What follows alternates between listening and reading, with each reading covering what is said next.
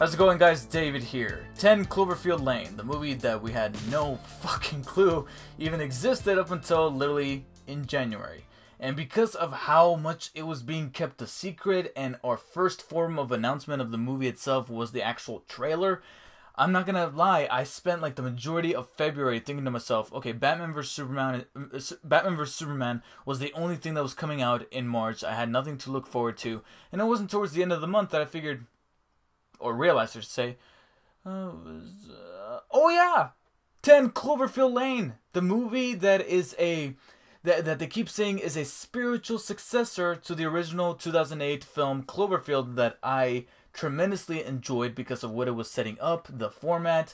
I mean, an awful lot of people aren't huge fans of it, but the way they made found footage work within the science fiction genre with that film worked for me, and it ended up being one of my favorite, well, you can kind of deem cult classics. I mean, I know it's not that old, but I feel like it could maybe reach that status through its DVD or potential Blu-ray format, because I don't think that movie even came out on Blu-ray. It was just DVD. I think there was an HD format at the time, but since then I don't think that they had ever released a Blu-ray edition of that film, and I think we're overdue for that. Anyways, now we have 10 Cloverfield Lane, and being that they were so secretive about the film, not only announcing that it was coming out in literally just 2 months back in January, but also the trailer as well as the TV spots, the poster itself, and the fact that it's coming from the hand of the master of secrecy, J.J. Abrams. Not a whole lot is known about the film except the initial premise, which is this woman named Michelle, played by Mary Elizabeth Winstead, finds herself trapped in this bunker. Trapped by who or what? That's up for you to decide when you watch the film. All you have to know is that she is trapped in this bunker with two other men, one about her age with a broken arm, and then this other elderly man played by John Goodman. His name is Howard. And throughout the film, she tries to figure out whether or not what Howard is saying about the outside world, outside of this bunker, is true, or maybe he is telling lies.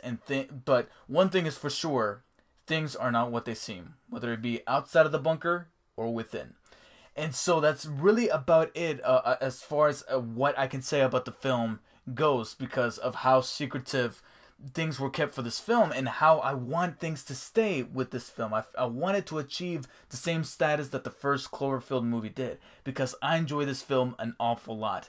However, I have to say certain things that I'm hoping will dance around spoilers, is that this movie is significantly different from the first one, and the one thing that you're going to easily tell, not only from the trailers, but from actually watching the movie, is that it's not found footage like the first. It's an actual straightforward film with a narrative, and it tackles different themes. And I feel like people who were very stoked about the first film might find this film just a little bit disappointing, because it tackles two parallel mysteries. Not only the mystery about what's going on in the outside world, about whether or not things are going down, but also whether or not this person or these people within the bunker can truly be trusted. Two initial mysteries that are being addressed in this film.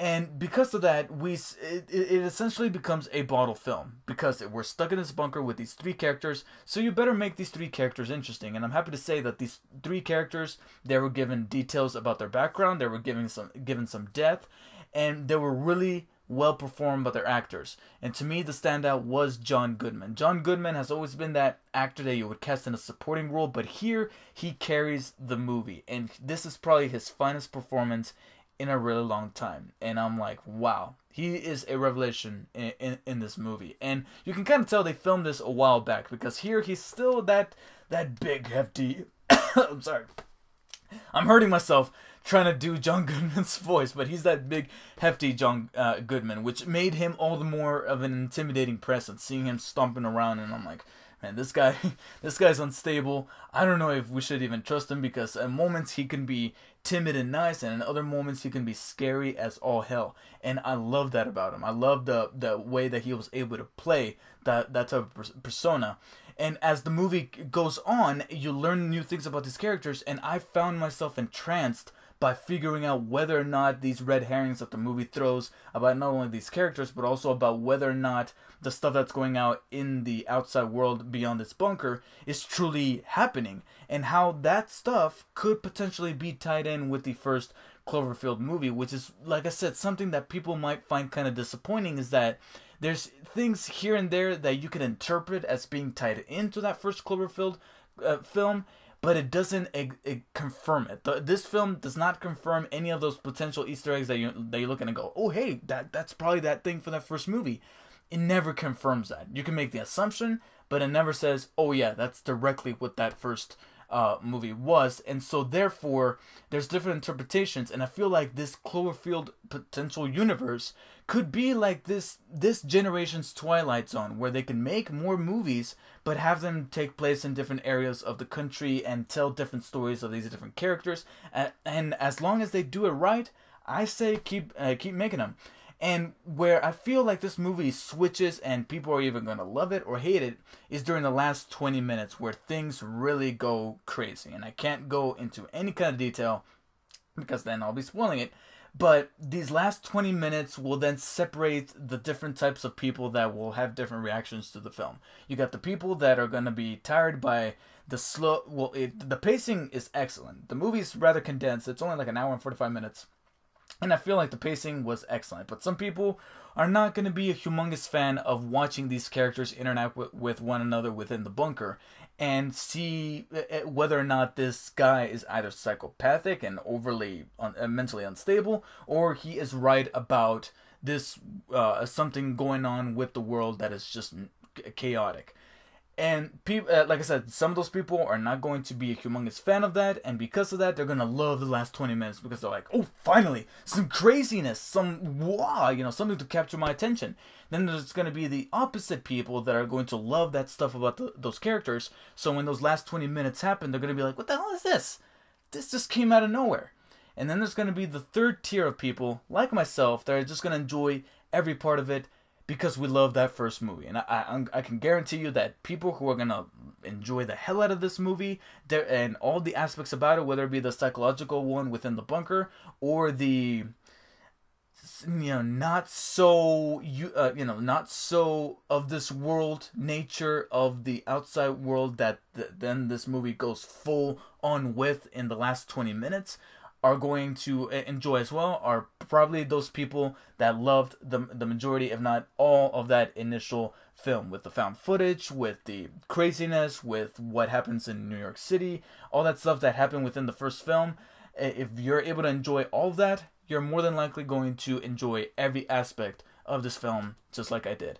And when I was walking out of it, I was having a legitimate tough time trying to figure what did I not like about this movie, and I had trouble coming up with anything. I mean, I could nitpick about certain things, and one of those nitpicks was that I wished it would have tied into that first movie a bit more, because, like I said, it leaves certain things up to your interpretation.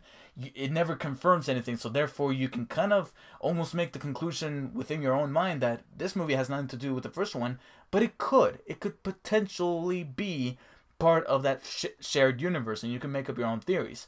But as time went on and I was driving home, I did think of one thing that I wish I could have had within this movie. And I just mentioned that the movie is an hour and 40, actually it's like an hour and 43 minutes. It's like literally 5 minutes shorter than Deadpool. And I consider Deadpool to be one of the shorter genre movies to come out this year and to come out within recent memory. Not since the first X-Men movie did I see some kind of genre film be less than 2 hours, because these things usually go on for 2 hours or even longer. This is a movie that I kind of wish they would have hit the 2 hour mark, so that we can see a little bit more of that craziness that happened within those 20 minutes, so that it can settle in and not feel like such a big of a switch from something so psychological to something so genre defining. Well, I don't want to say genre defining, but part of that particular genre that I just can't mention, because I feel like that in and of itself is a spoiler. But let's just say it's okay. I'm gonna say it's science fiction-y. All right, and I wish we could have had a little bit more of that, so that it could feel like a whole, a rather sizable third act, rather than for it to just be the last 20 minutes. But even then, I feel like they're setting things up for a potential universe to make maybe a third Cloverfield movie, but this one will then take place in another part of the country with different characters, and so that it can kind of retain that Twilight Zone vibe, because that's what I kept thinking back to watching this entire film. It's a really well acted, well directed, well written episode of the Twilight Zone series brought to a new generation.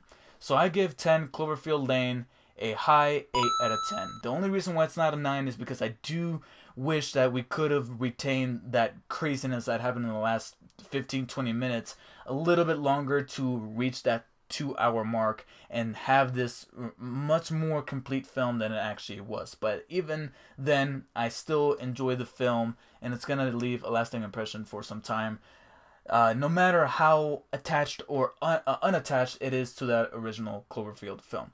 So let me know what you guys thought of 10 Cloverfield Lane. I was about to say this week's episode of The Twilight Zone, but that's not exactly what this is.